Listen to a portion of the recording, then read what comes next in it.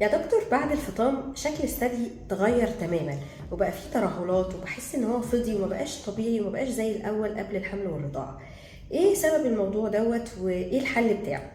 ترهلات الثدي او هبوط الثدي بعد الرضاعه حاجه طبيعيه جدا، لان الغدد بتبقى اتفردت جدا او تضخمت جدا نتيجه الحمل والرضاعه وتجميع اللبن داخل الغدد بتاعت الثدي.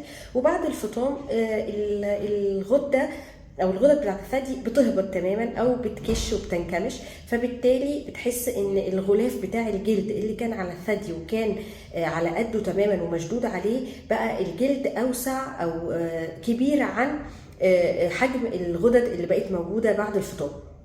وكل ما عدد مرات الرضاعه او الحمل تكتر، كل ما الترهل والهبوط اللي بيحصل في الثدي يزيد، وان تبقى حجم الغدد اللي جوه اقل بكتير من حجم الجلد اللي محاوط على الثدي، فبالتالي يبقى فيه كرمشه في الجلد وهبوط وسقوط لشكل الجلد وترهل.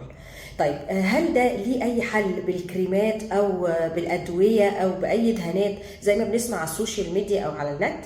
الكلام ده غلط تماما، وللاسف مفيش اي حاجه اثبتت انها ممكن تعمل شد للثدي او رفع للثدي تكون حاجه كريمات او ادويه او اي حاجه بتتاخد عن طريق الفم او عن طريق الدهان الموضعي تقدر تغير او ترجع شكل الثدي لما قبل الحمل والرضاعه.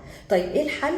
الموضوع ده ملوش غير حل واحد بس، وهو الجراحه، يا اما جراحه تكبير ثدي يا اما جراحه شد ورفع. لو حجم الغدد بتاعت الثدي لازال كميه كبيره او مناسبه للحجم بتاعها، مناسبه للبنت او السيده ديت، بنعمل شد ورفع للجلد اللي ترهل فقط. الجلد اللي وسع بنشده وبنقلله وبنضيقه على حجم الغده بتاعت الثدي المتبقيه.